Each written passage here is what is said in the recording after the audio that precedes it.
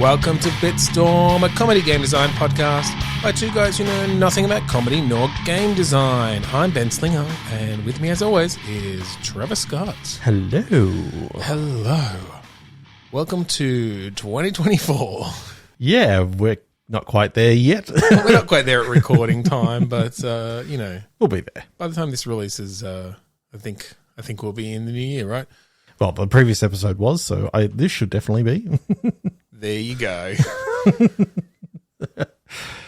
We're just going to jump into some click pitch, I think. We're going to go back to the old standard. This is a game where we each have a random word generator in front of us, and on the count of 3, 2, 1, click, we're each going to get a new word, throw it at each other, and make a game design out of it. So, sounds great. Let's do it. 3, 2, 1, click. 3, 2, 1, click. Perfectionist. Guarantee. Ooh. Guaranteed perfectionist or perfectionism guaranteed? Perfection guaranteed. Okay, so like what sort of things in a game would you need to be like a perfectionist at? I mean, anything medical, you want to kind of, that needs to be kind of perfect. Is this like a... Because I feel like if you see like perfection guaranteed, it's a hard sell. It's like a marketing thing. Yeah. Are you some sort of almost back alley surgeon to start off with, and it's like building up through building up your business, your private medical practice? Yeah. Okay. This is a game specifically for the Apple Pencil. Okay.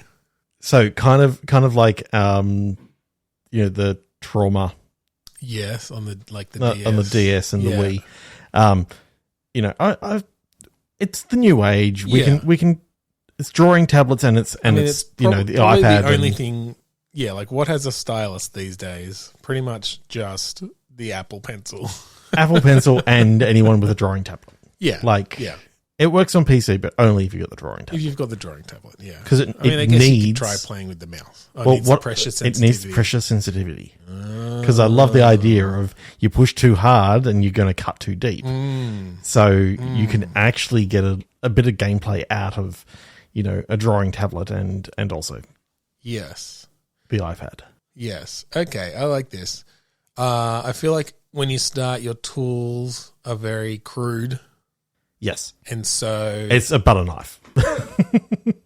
But that adds additional limitations of like the straighter your slices, the better with that. Yes. Because if you kind of curve, it doesn't have the level of sharpness to curve with you. Yeah, to kind of curve. So it's going to tear at the flesh a little bit more. Yeah. And, we can simulate that. We can have some good flesh tearing. Oh, definitely. Physics. Definitely. What I'm loving about this so far is that it does have, a very stylized feel. Like you already can sort of see it in your mind exactly how it would actually play out. You got the generic story sort of heading on, and it's sort of like the things that you're dealing with originally are like simple things like appendectomies and. Yeah, like bullet wounds. Yeah, bullet wounds and the sorts of things that you need to go to an unlicensed backyard. Stabbed. Yeah. You got stabbed and, effectively you're getting in there tying off the vessels. And Yeah. Suturing up and... do we do the good old, crisscross suture thing that you used to have? And... Yeah. You just scribble as fast as you can. Or, I mean, I guess it depends how in-depth you want to go with... Because, like, if you're really leaning into the pressure sensitivity, I could see the suturing being interesting where it's like you push harder to do, like, the in thread, like, through the skin, but then you need to let off to, like, bring it across. And you sort of... So you do have to be a bit more... You have to have a bit more finesse with it. Yeah. You can't just do the old scribble. Because if you do the scribble, just like you're basically tearing into their skin with a hooked needle or whatever. Yeah. Okay. And you can lightly pull, and it just sort of all pulls together. And just... Yeah. Yeah, that's it. Your light touches are basically like not even through the skin. That's when you're just, you're pulling the thread. You're pulling the thread. Yeah. You push harder to actually like dig it in. It's kind of actually where a drawing tablet, I'm not sure whether the Apple Pencil works like this, but I know the drawing tablet can actually, when you take it off, you can still move the mouse. Yes, and that's where that would actually be really fun to actually play with. Yeah. Yeah. Yeah. I feel like there haven't been any games that use that. I mean, just because there's not a big enough audience, user base. Fuck. I absolutely love it. Like, Game Jam game. Like, interesting peripheral. It'd work better with a screen, but you can also use just any tablet. Like, I just got one for Christmas, essentially. Yeah. That's got a screen, so that would be interesting to try. Yeah, I've got one too. Yeah. Like, well, we won't have an interesting Game Jam thing here. It's not where we were thinking of going this year, but okay, cool. Okay. Whether it's this one or just using the mechanic of the and seeing what else you can do with the drawing pad. Yeah. Oh. Okay, we're going off on a tangent here.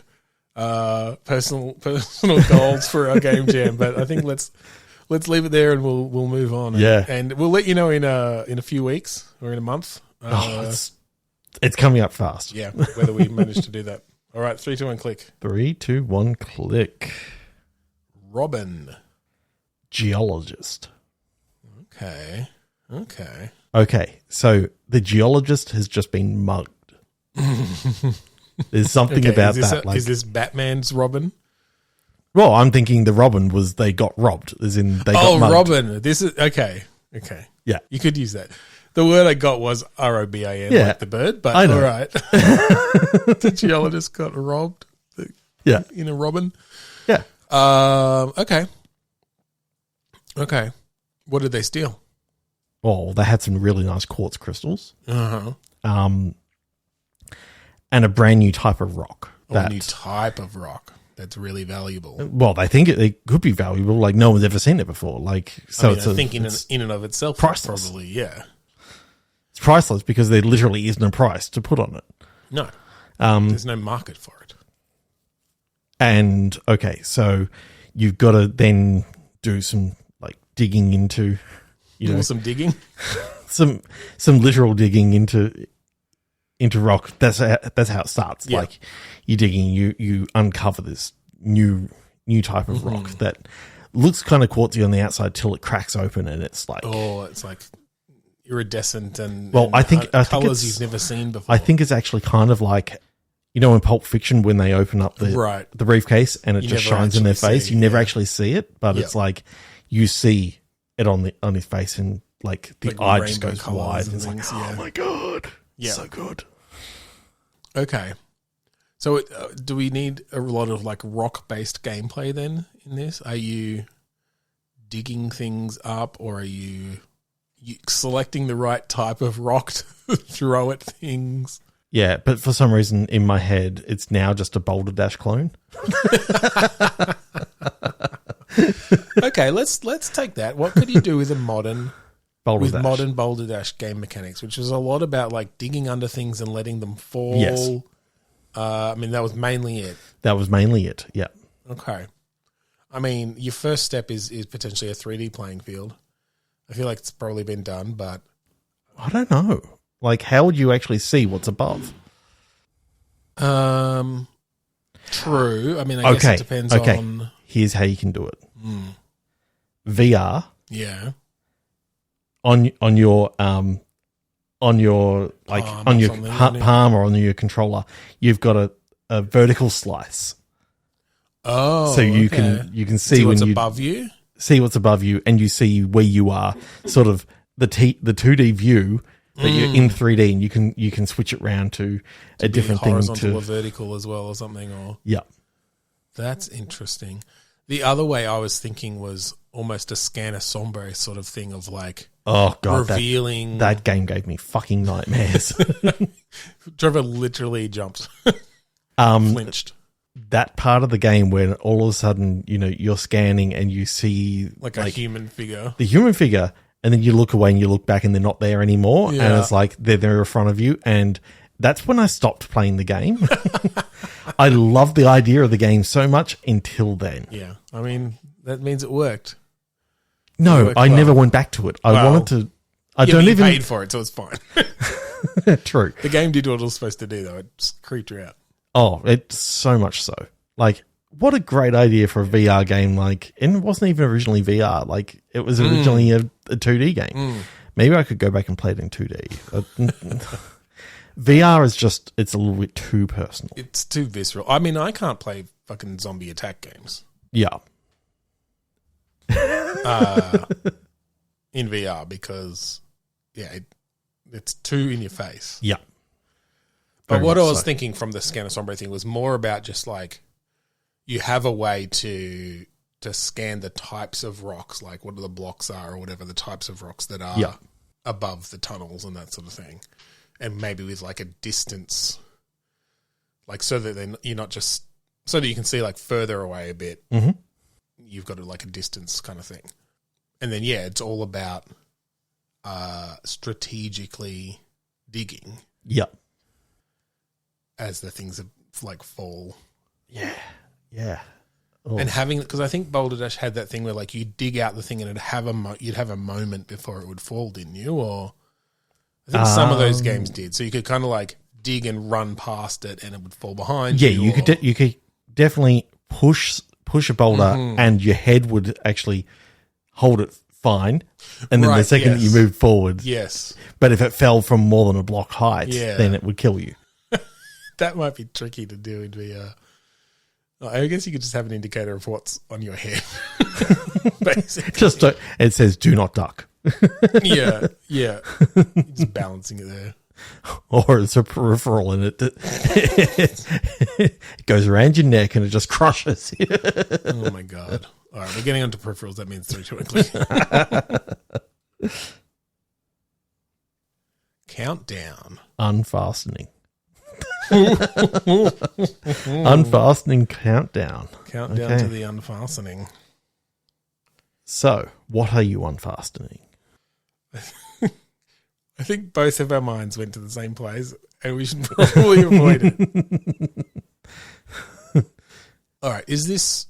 Okay, I'm thinking now a seatbelt that you get, that you unfasten. Okay. Countdown to unfasten the seatbelt.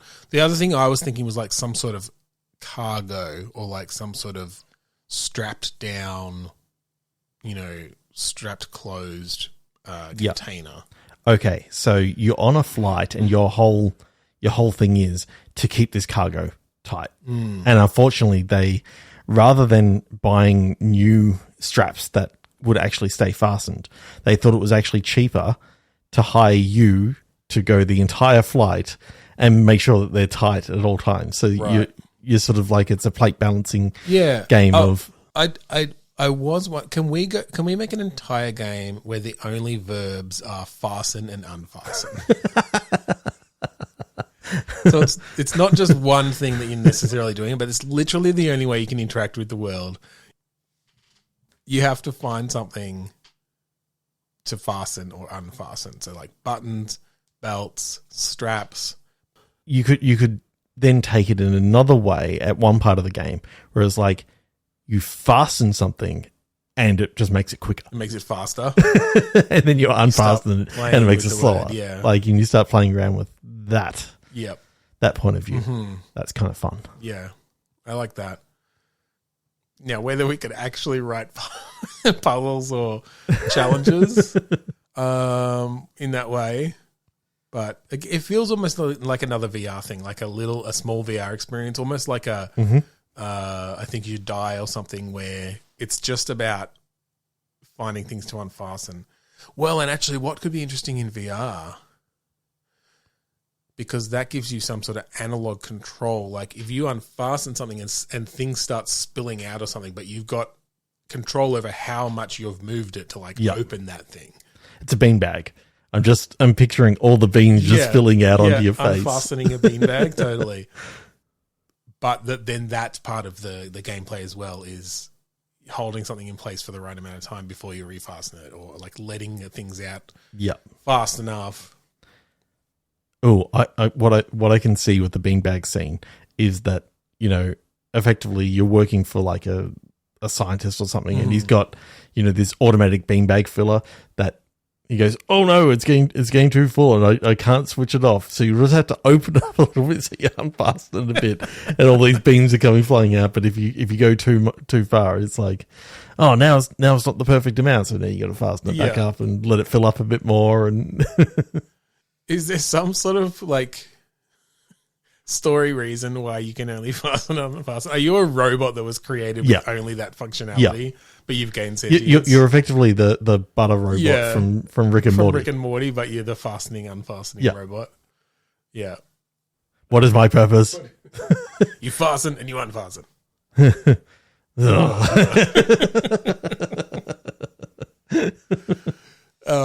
Is the last scene of the game you managed to like break out of your programming and do something different? And do something different. I think, that comes from the fact that you took, unfasten and fasten to mean other things throughout the game as you learn. That's like that's the crack in of your programming that you managed to eventually burst through then. And you pick something up. So you opening something just means, okay, I'm unfastening it because I'm opening it up, and I'm closing it, so I'm fastening it. Right. So like, I'm going to talk now by quickly fastening and unfastening my mouth. It's just you reevaluating, recontextualizing everything as fastened and unfastened. I love that. Okay, that's really funny. So if you think of fasting is where you don't eat, so unfastening it's where you're eating. Fastening. Yep. That makes perfect sense. All right, 3, 2, 1, click. Yeah. Escalation. Prompter. Ooh. So, I immediately went to a teleprompter. Yeah. I do like the idea of something escalating across the course of like a broadcast of some kind, which I think we've had similar things before, but I kind of like the idea of a game where you play the person in charge of the teleprompter. Yeah. Rather than the person reading from the teleprompter, because that's kind of boring. But you could actually have more fun with, having to put certain words in certain orders and, assign it from one person to another, and making sure that, anchor 1, anchor 2, they're getting equal amounts of stories that. Well, and I think doing things like making sure the teleprompter is moving at the speed that they're talking, and like that it's up to the right spot could be really interesting. Yeah. To keep that going, and whether you need to quickly rewrite stuff that's later in the script during a live broadcast because something's changed, but you still have to keep that teleprompter like going at enough of a rate that they're getting through it. Yeah. And they will read literally, it's kind of like Anchorman where they will read everything on the teleprompter. You got that question mark in the wrong position, it'll be a question. I love that as a good use of like text to speech. Yeah, in the game as well, that you can literally type anything, and they will read it out. But I like the idea of the anchor 1 getting annoyed that anchor 2 got all the fluff pieces this time, and they want to seem personable, and anchor 2 getting annoyed because they didn't get enough of the actual critical news stories or the hot news, breaking news sort of stuff. Yeah, definitely playing with that relationship there between the anchors off screen, and then they just go immediately into like their on screen mode, and you don't see any of it because they're professionals. And there's something about having one of them sick one day, and you get someone else come in, and they ad lib. Like, oh god, they keep going off script. Yeah. And they may say something that's coming up, and it's like, oh, you can't have them repeat it again, so you got to take it out of right further on. And that's kind of fun, especially if again you take bits of a script that your player has written and somehow mix that up. Because I picture like, I don't think you'd just have the player write a whole script. Obviously, it'd be like, write a funny interjection, or write, the headline of the news story about this, or, those. So you know the context of it in the game. And then, you can play with moving that around from, an ad-libber who got hold of the script beforehand likes to read the script so that they can do their own thing. Yeah, there's something about it that just, I don't know, just makes it feel like there's a lot there that you could definitely play with and go further with. Then you're dealing with sport later on. Like you've got these other headlines, different topics, your different like genres of news, as it were. You could have a whole story of like you start off as a hard hitting news place, but you're going more and more into, Fox News-esque entertainment, news, false news, not telling them, propaganda. I do like the idea of, for the most part, a lot of these things are actually already pre-written. Yes. And you just sort of slot them in place. But then there's occasional that you have to like correct the grammar or, you can do little changes. You don't want to be able to type in anything because you don't want this text-to-speech program, going off the rails. And all of a sudden saying all this, right-wing stuff. Yes. But if you're doing it for real, you'd certainly have to limit things. You have to be very careful with any sort of user-generated content. Yeah. But yeah, in general, I like that idea of playing with that so that you can have... Because, text-to-speech can get so fucking good now. Just think about Dr. Sabatso. Yeah. Yeah, it's come a long way since that Sound Blaster packing. Oh, yeah. All right. 3, 2, and click. Mm-hmm. Puddle. Typhoon. Oh. Okay. My mind went to like a mini storm in a puddle, like some sort of miniature world, but unless this is puddles left after a typhoon. Mm-hmm.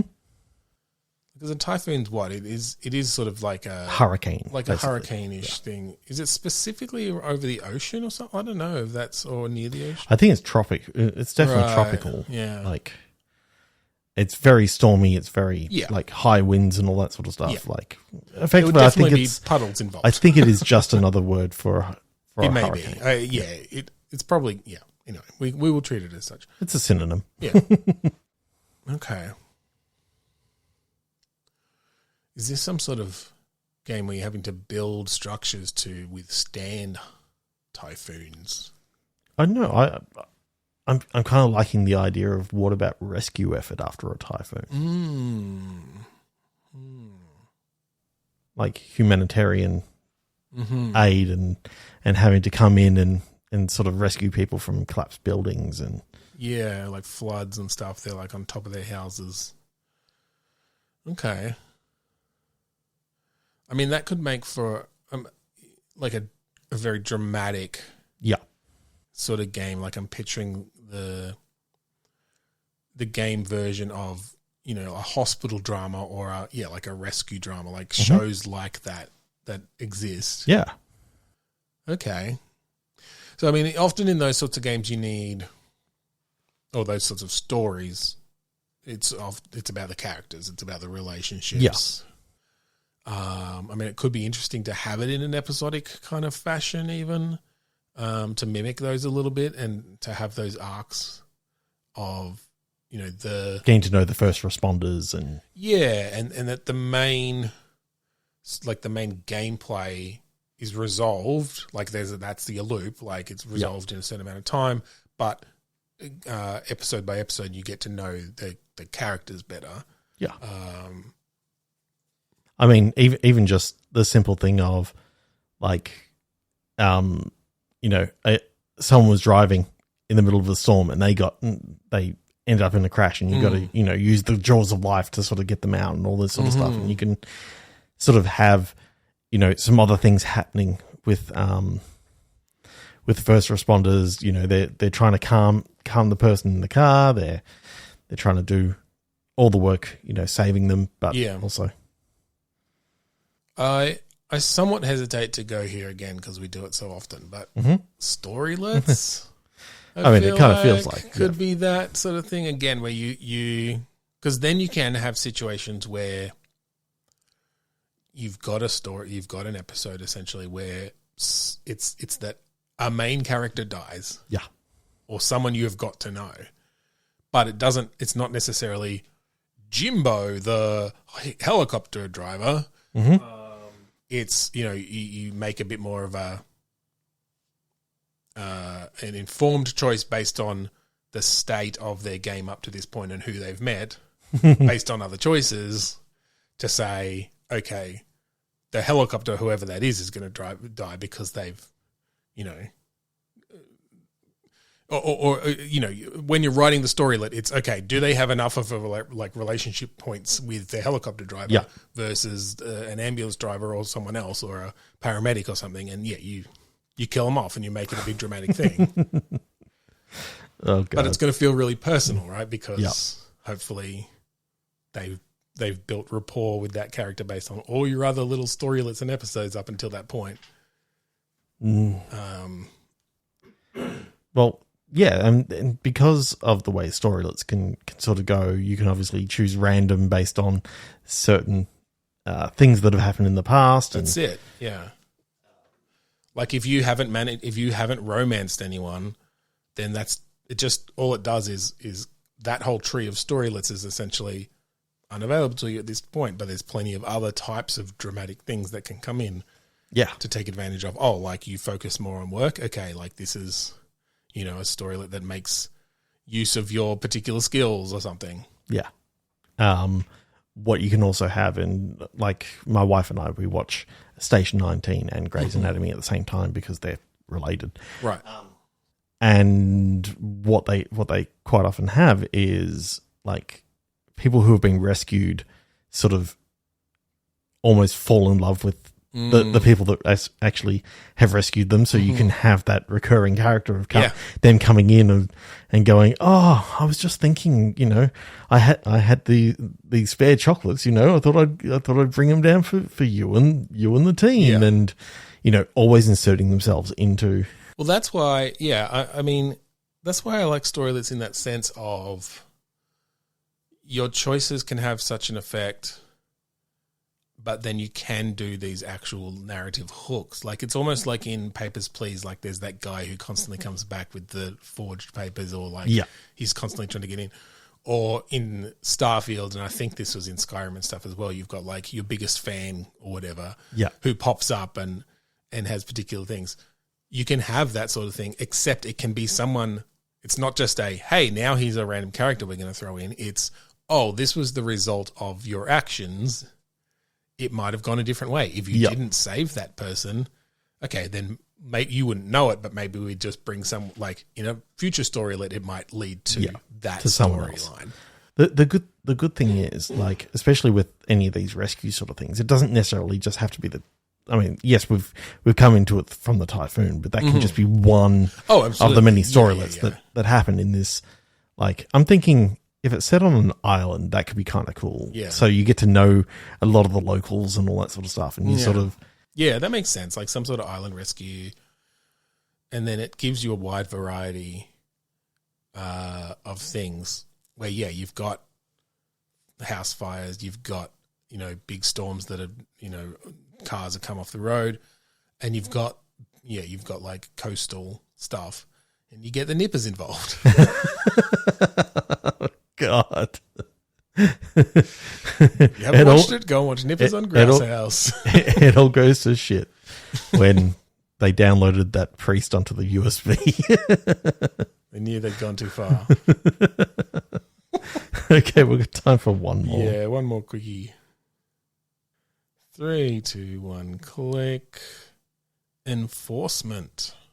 Stalk. As in STORK. Yeah, the good. That's what I was hoping for. Okay.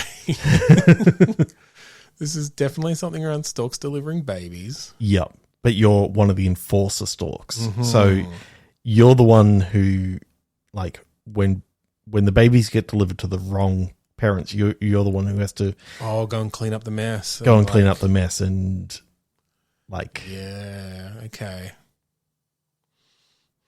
There's something about like investigating other stalks, and effectively you're like internal affairs almost for the stalk delivery. Yeah. Okay. Who's in the movie Stalks? That's no. okay. it covers certain things here, but Yeah. we'll try to veer away Very from cool. that. Okay, so you've got storks delivering babies to houses. Sometimes they get it wrong. This is sort of somewhat from the movie, but like maybe sometimes they want to keep the children, like they don't want to deliver them, and then you're chasing down, they essentially kidnap the children. Yeah. What other enforcement things would you come up against, I guess? I'm thinking that occasionally, like, obviously they get, the storks have to get paid somehow. And I think that sort of comes in from some sort of payment from the families and that sort of stuff. And where pay for the delivery, there's a delivery fee. Delivery fee sort of thing, where maybe there's a gang of storks that are actually, where the crimes. Well, basically they're trying to get more money out Embezzle of them. or something, or no, like defraud. Yeah, okay. Yeah. Hold the baby hostage. It's like, okay, well, Right. we're not going to deliver the baby until you pay us more. Yes. You know. I can't think of the word now either. Yeah. Not blackmail, it's the other one that's kind of like it. Yeah. Yeah. That's so annoying. Ransom sort of thing. Yeah. Yeah. There's a special word for it. Yeah. Okay. But yes, you can have those in there too. And I think also situations where like the humans have defrauded the storks in some way, like they're getting babies they shouldn't have gotten or something. Yeah. Like there's always this one family who like they're getting multiple babies a year. And how is this possible? Like how do and maybe this is something that we have the opportunity to go into then. How did the storks get contacted? Yeah, like how do they know that a baby is due? How does the baby contract actually occur? Like, yeah, how and then how does the DNA? Well, a mummy and a daddy they call a toll-free number, and the stork correspondent comes. The stork agent comes to their door and comes to the door and shows them the brochure and. And they choose out of the brochure. They choose the baby. they choose the there's still randomness. They can't choose boy, girl, that sort of stuff. It's just like choose, put down your top 3 choices here or number them 1 to 10. It's like ranked voting. And then do they just like take a sample of DNA from each parent and yeah. And then they try to find one that is a close match. Right. Okay. So it's not even that they use the DNA to create the child. Oh no. They just have children from the baby field. Right. They pluck them from the baby field. Yeah. Okay. So that's where some of the randomness comes in. Yeah. It's just based on preference and what's available, what's in stock. Yeah. Okay, I like that. Well, and then particularly if you're the enforcement can also come in from the fact that this payment's late, and therefore the stalker's got to go in and break some knees. Right. We delivered you your baby. You didn't deliver us our cash. Yeah, you haven't paid up on the payment plan. You didn't deliver us our cash, so now we'll deliver you some broken legs. Overnight delivery. There's something about that just I'm picturing this small stork coming in with a baseball bat. Oh yeah, just in its wing, bashing it down in the other wing, hammering it into its wing, threateningly, intimidating. That's fun. And of course, the dad's knees get broken first. Yeah, it's like that's a warning. Fair. Yeah, that's a warning. Don't the mum, then the baby. Well, actually, it goes baby then mum because it's, I don't know if we want it gets the message across. Like, but I like as an enforcer, maybe you make it to be you're a detective and you are having to like go out to the baby fields and talk to the people who work them, and like you're trying to solve, like you end up with a big case. And you're tracing down leads in all these aspects of the stork industry. Oh, I'm just wondering like, are some of the babies that have been delivered coming from not the baby fields, but actually from like a lab? So there's some cloning happening here, right? To better mate the preference. They're saying that you can, if you pay more, you can have your exact preference because we will actually genetically engineer a child, which is kind of scary. I know. It goes all the way to I kind of like the idea of, kind of like Arkham Asylum and that sort of stuff, but having the different vision modes that the stork can go into. Baby like mode. It's like, okay, I'm tracking, these claw prints sort of things from these storks. So you need to be able to narrow in and go, okay, I'm tracking this particular thing. And so that's not those aren't stork prints. That's a heron. They look exactly the same. Yeah. It's the same model. Very similar. It's a different file, but it's the exact same file. Like, as in, it's file? What do you mean? Yeah, within the game code. So right. When they look into it, it's like heron prints and stork prints. Yeah. They are exactly byte for byte, but one's name is stork and one's name is heron. Yeah, totally. Yeah. That's all we have time for. Yeah, I think let's stop right there. If you'd like to find all of our previous episodes online, go to podchaser.com/bitstorm. They're all up there. Give them a listen. Yeah, please do. If you like the song that we play at the start and end of each episode, that song is called Mount Defiance off of the album Containment Failure by the band Kuradust. That's right. So thank you again for joining us this week on Bitstorm. I'm Ben Slinger. I'm Trevor Scott. Boulder Dash, now in 3D.